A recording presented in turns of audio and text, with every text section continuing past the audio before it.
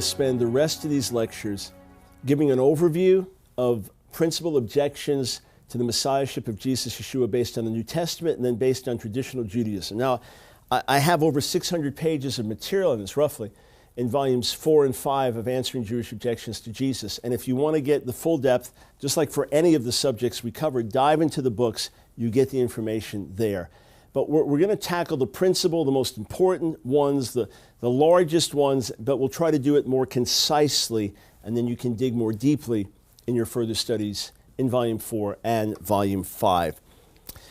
Jewish objections to the New Testament can be broken down into several categories. The New Testament misquotes and misinterprets the Hebrew Scriptures, at times manufacturing verses to suit its purposes.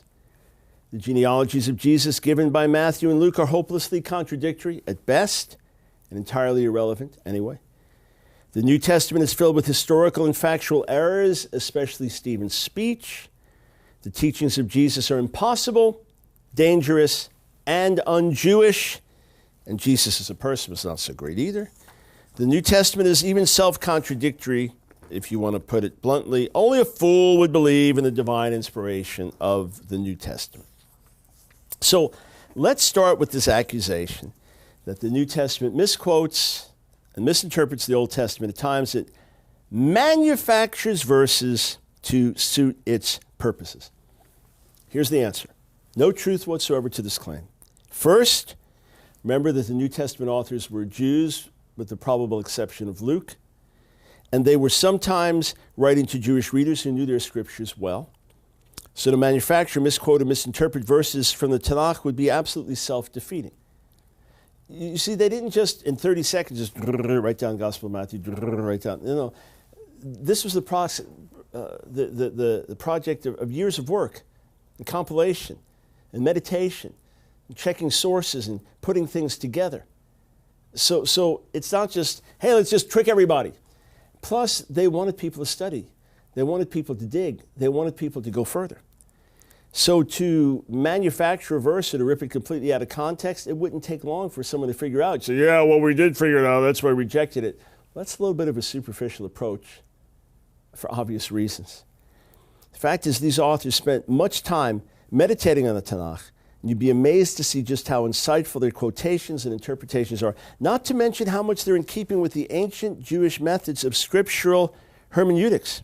Now, just some stats for you, all right? The New Testament is roughly 8,000 verses. Some scholars claim that almost 1 in 3, about 2,500 out of 8,000, contain an Old Testament quote or a general allusion. And you can show solidly that more than 10% of the New Testament text is made up of citation or direct allusions to the Old Testament. You can show solidly more than 10%, a direct quotation, citing the Hebrew Scriptures to make a point, more than 10%. The book of Revelation contains 404 verses. As many as 331 of those verses are drawn from the imagery of the Hebrew Scriptures. It only quotes one verse directly. That's from Psalm 2. And yet, over 300 verses, perhaps as many as 331 out of 404, are taken from imagery of the Hebrew Scriptures. I just want you to understand how deeply enmeshed this is. A New Testament and Judaic literature scholar Craig Evans summarized the situation well. The theology of the New Testament is fundamentally indebted to and a reflection of major Old Testament themes, images, and languages. There is simply no significant element in New Testament theology that is not in some way a development of a tradition or theology expressed in the sacred writings that eventually came to be what Christians call the Old Testament, Jews call the Tanakh, and scholars call the Hebrew Bible. In other words, this is a simple continuation of here's what the Hebrew Scripture said. Now they continue their development in this revelation of Jesus Yeshua, the Jewish Messiah, and bring this message not only to the Jews but to the nations as well. And as I said in a previous lecture, some scholars have analyzed, Robert H. Gundry being the best known one who wrote a particular study on this, but scholars have analyzed.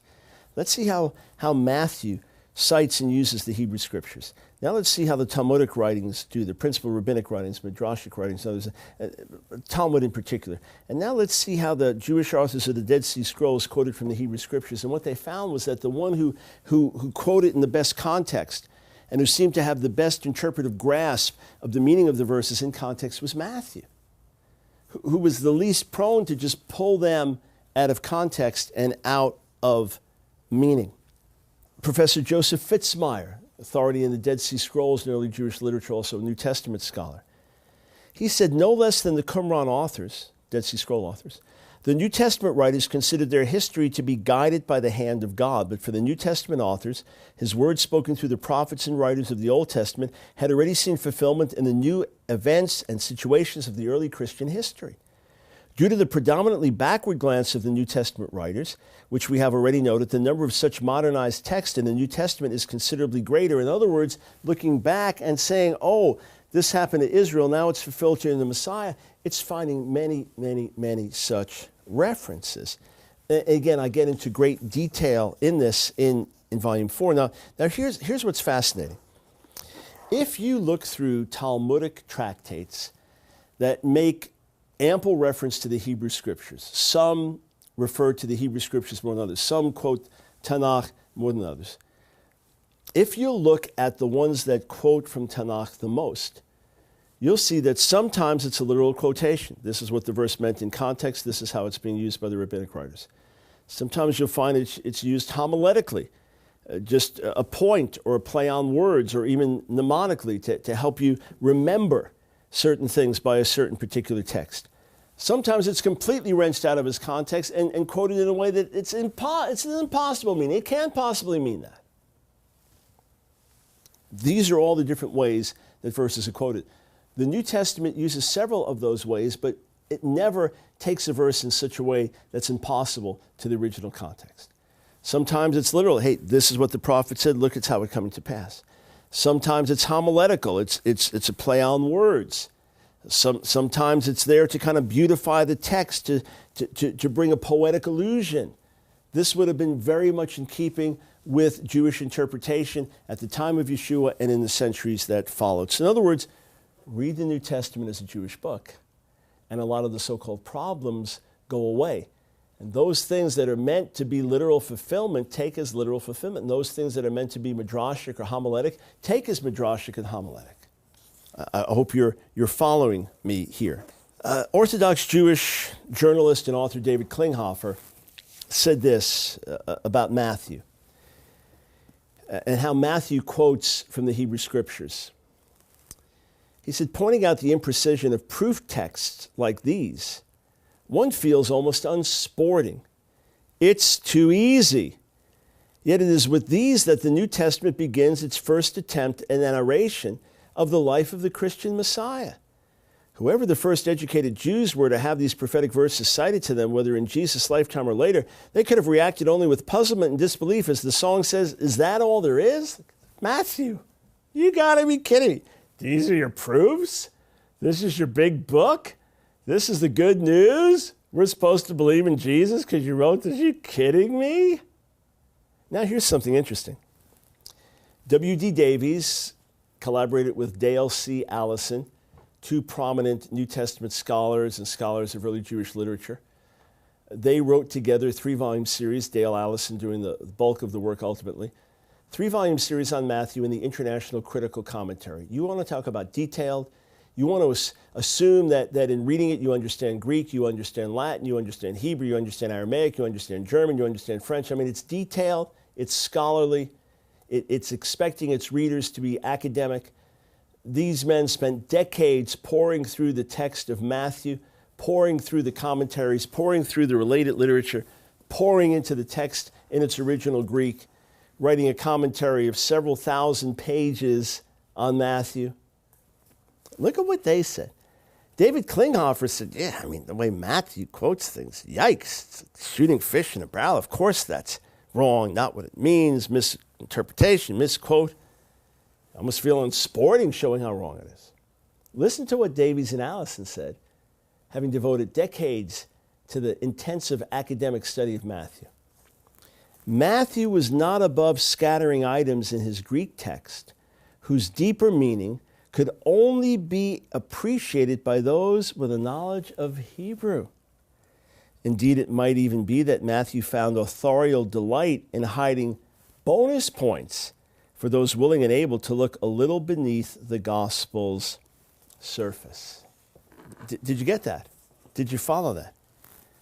They're saying that Matthew enjoyed making things so rich that if you really understood Hebrew and could see what he was doing, quoting the Hebrew scriptures and putting them in Greek a certain way, like, oh, that's what he meant. And maybe even that he hid things to see if you dig deep enough, you'll come up with the answer. You know what it reminds me of? I often use this illustration.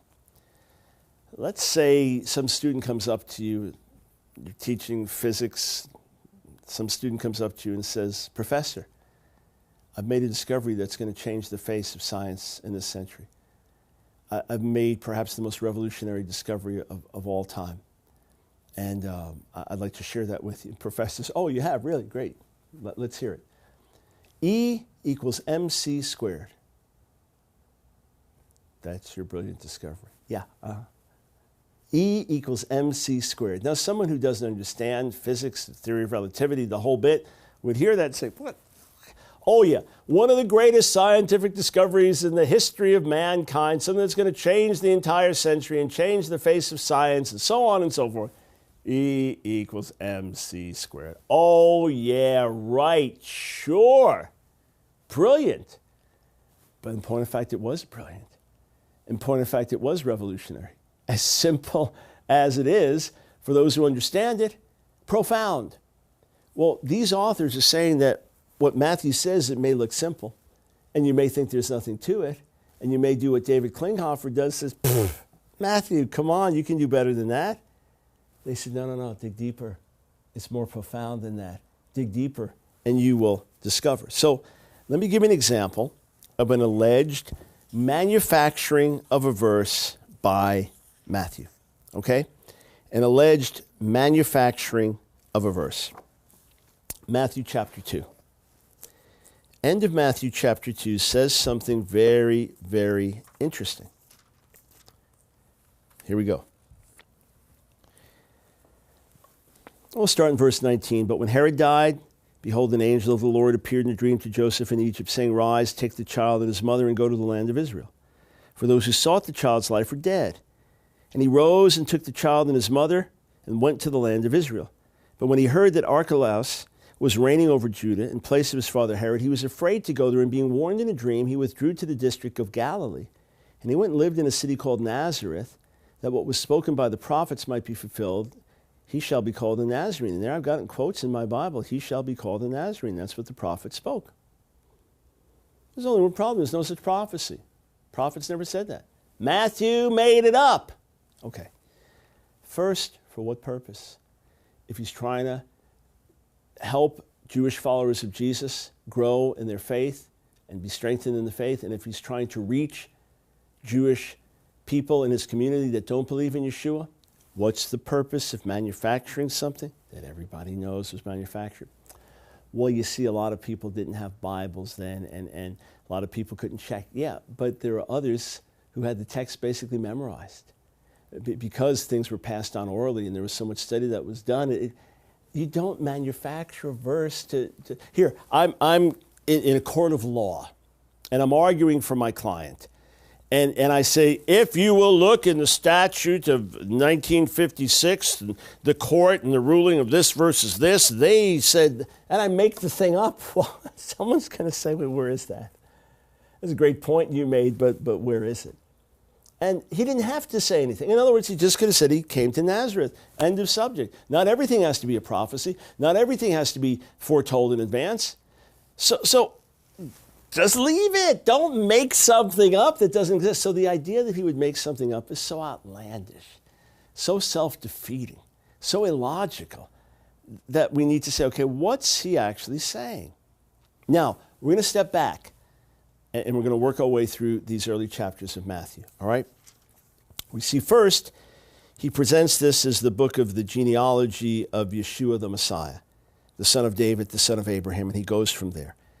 We'll look more at the genealogy later, but he divides it into 3 14s, in one counting two different ways. He divides it into 3 groups of 14, perhaps because David in Hebrew, David, Dalet Vav Dalet, equals 14.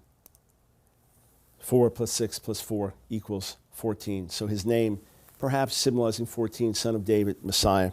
Could be. Or it could just be it was divided like that to help people memorize 14, 14, 14. Then he quotes from Isaiah chapter 7. The miraculous birth of Yeshua fulfills what Isaiah prophesied, that just a young maiden will have this glorious birth, apparently birth of supernatural import. Her child will be called Emmanuel. We looked at that in some depth earlier and saw that Matthew is looking at Isaiah 7, 9, and 11, which we'll come back to. We'll see why I say that. He's looking at 7, 9, and 11 at this larger context and realize this is a prophecy to godless Achaz, to the house of David. It's a prophecy about a king that's going to be born. Therefore, whatever happened in that day is just a foreshadowing of a greater fulfillment of a messianic king. That's all he's saying. And by the way, this is the only time this verse is quoted in the New Testament. People say it's the central prophecy. It's just quote it one time. And it's based on seeing a fuller meaning in Isaiah 7 through 11. Then Messiah's birth prophesied in Micah, the 5th chapter. This is where David came from, his origins in Bethlehem, so also the Messiah. Either saying his origins go all the way back to that or saying they're pre-existent. And we know that rabbinic interpretation says that the Messiah is pre-existent or his name is pre-existent. So that would be in keeping with some rabbinic thought. Matthew quotes Micah 5, "You, O Bethlehem, in the land of Judah, by no means least among the rulers of Judah." The Hebrew says, "You are the least, but nonetheless from you the ruler will come." Either Matthew is understanding the Hebrew lamed as low, not, so you're not the least, or he's simply, in a Targumic paraphrastic interpretation, saying it says you're the least, but actually you're not because the Messiah comes through. But he's quoting here, alluding to Micah chapter 5. Now, Yeshua goes into Egypt. Before that, goes into Egypt as God's son, so that what the prophet said can be fulfilled, "Out of Egypt I called my son." So just as Israel in its infancy went into Egypt, we looked at this earlier, Hosea 11:1. Matthew wants to see the whole verse, not just the snippet he quotes, but the whole verse. "When Israel was a child, I loved him, and I called my son out of Egypt." So it goes back to Israel's history. It's now recapitulated in the Messiah, who goes into Egypt as a child, God's son, just like Israel was, and then is called up out of Egypt. Then, as there's the slaughter of the baby boys in Bethlehem, Jeremiah hears Rachel weeping again from Jeremiah. Matthew hears Rachel weeping again from Jeremiah. "A voice was heard in Ramah, weeping a loud lamentation. Rachel, weeping for her children, refused to be comforted because they are no more." Well, Jeremiah heard her weeping poetically. Now Matthew does as well. This is, once again her voice is raised. These words are fulfilled. Once again she weeps and cries. She's in fact wept and cried many times for her children. It was talking initially about going into exile, and it says in Jeremiah, "Your children will return home." Here he's just hearing poetically. This is a midrashic interpretation. And then we have, "He shall be called a Nazarene."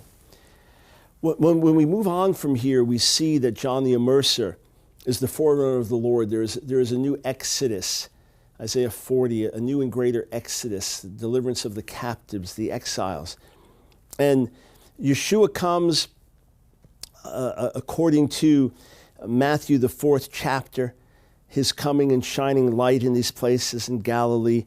Now, that's what Isaiah spoke of. So we see the end of Isaiah 8, beginning of Isaiah 9. Matthew's looking at that. The land of Zebulun. We're in Matthew 4, the land of Zebulun, land of Naphtali, by the way of the sea, beyond the Jordan, Galilee of the Gentiles. The people dwelling in darkness have seen a great light. So as Isaiah spoke then of his day, now we see its fulfillment through Yeshua. We also see that Yeshua is baptized at the Jordan. The children of Israel, of course, passed through. They passed through the Red Sea, then they crossed the Jordan. We see that Yeshua was tempted for 40 days in the wilderness, just as the children of Israel were tempted and tested for 40 years. He's 40 days in the wilderness. They're 40 years in the wilderness. He combats Satan, how? With 3 quotations from the book of Deuteronomy, the Wilderness Wanderings book. He combats Satan in the wilderness with 3 quotations from Deuteronomy. And then Matthew 5, he sees the crowds. What does he do? He goes up on the mountain, think Mount Sinai. Now he teaches Torah. The word of the Lord, the Torah of the Lord coming from Mount Sinai. So Matthew's looking at this as just very, very much messianic, very much all pointing towards King Messiah.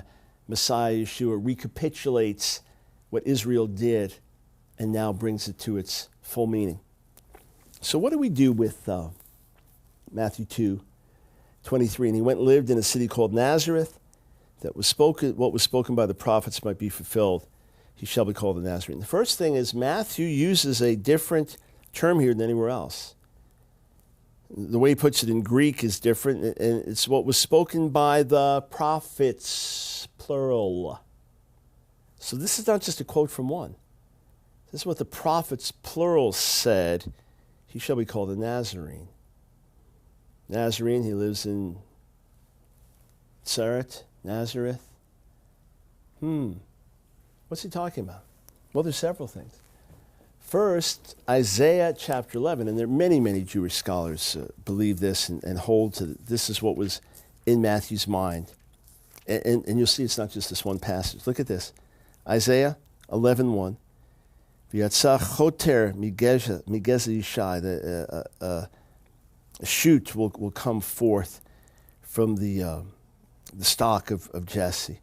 V'netzer mishorashav yifra. And a branch will spring from its roots. Netzer, the Messiah. This is a clear messianic prophecy. Rabbis, counter-missionaries agree on that. Isaiah 11, a netzer, he'll be a netzer. And he lives in Netzaret. He lives in Nazareth. Oh, isn't that interesting? And he's called the netzer. But hang on. Matthew says the prophets said this. Well, what's interesting is that his lowliness is spoken of, which would also tie in a place like Nazareth. But the prophets also called him Jeremiah 23, and then Zechariah 3, Zechariah 6. They used another name for netzer, branch, tzemach. Could it be that Isaiah, Jeremiah, all prophesying about the same one, the netzer, tzemach, the branch, this branch that springs forth from the root of Jesse, this messianic king?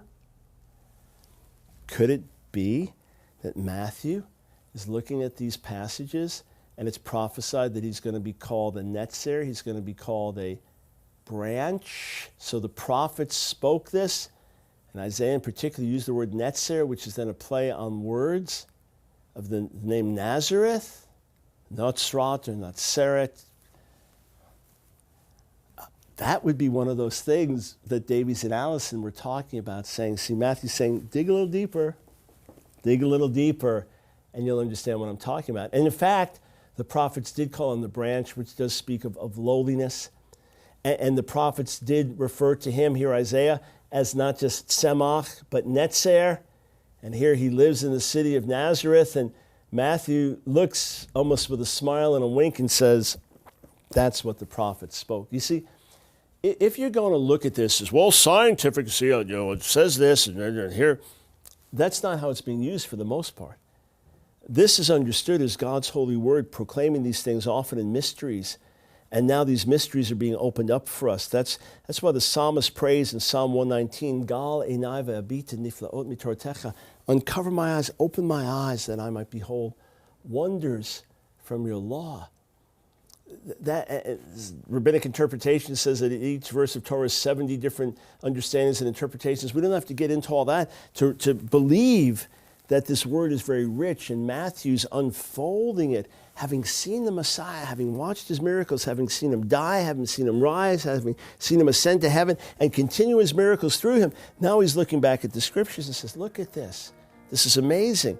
It opens up for us. All right, we're going to continue looking at some of the principal Jewish objections to the Messiahship of Jesus Yeshua based on the New Testament. But I wanted to look at a few of these things in more depth to give you an understanding of how we refute these objections. And it's often in a very Jewish way that we refute the Jewish objection. Thanks so much for watching the broadcast. One of our viewers recently communicated to me, there's nothing more important that you can be doing. And you know, we hear from Jewish people through our materials. They've come to faith in Jesus Yeshua. Others had fallen away and they've come back to the Lord. Christians tell us they're now equipped to reach Jewish people with the gospel. And we have amazing open doors before us to reach more and more Jewish people than ever before. But we need your help. Everything we do is a team effort. Would you join together with us and become part of our team? Go to my website right now, askdrbrown.org, askdrbrown.org. Click on the support banner, the TV support banner, and join us. And for your gift of any size, I want to send you this book. I'm going to sign it for you. It's an exclusive hardcover edition of my book, The Real Kosher Jesus, which was written and published in a miraculous 10 weeks' time.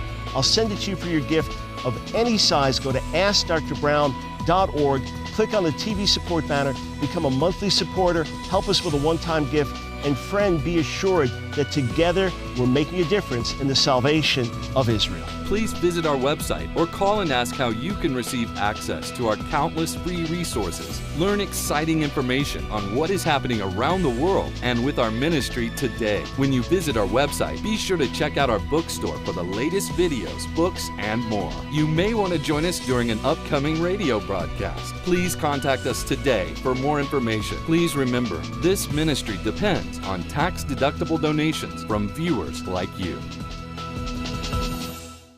Well, thank you so much for tuning in to this week's episode of Answering Your Toughest Questions. We are in the midst of our series on answering Jewish objections to Jesus. And these weeks, we have focused on some of those tough New Testament objections.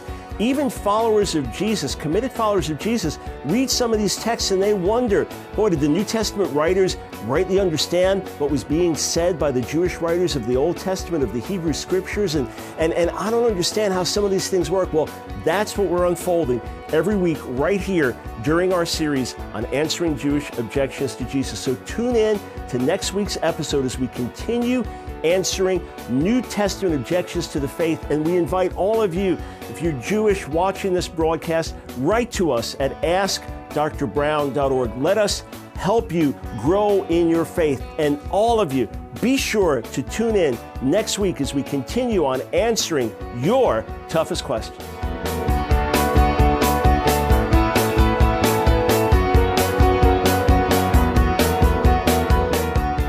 This has been a paid program made possible by financial contributions to Ask Dr. Brown Ministries from viewers like you in your area. Thank you for your support.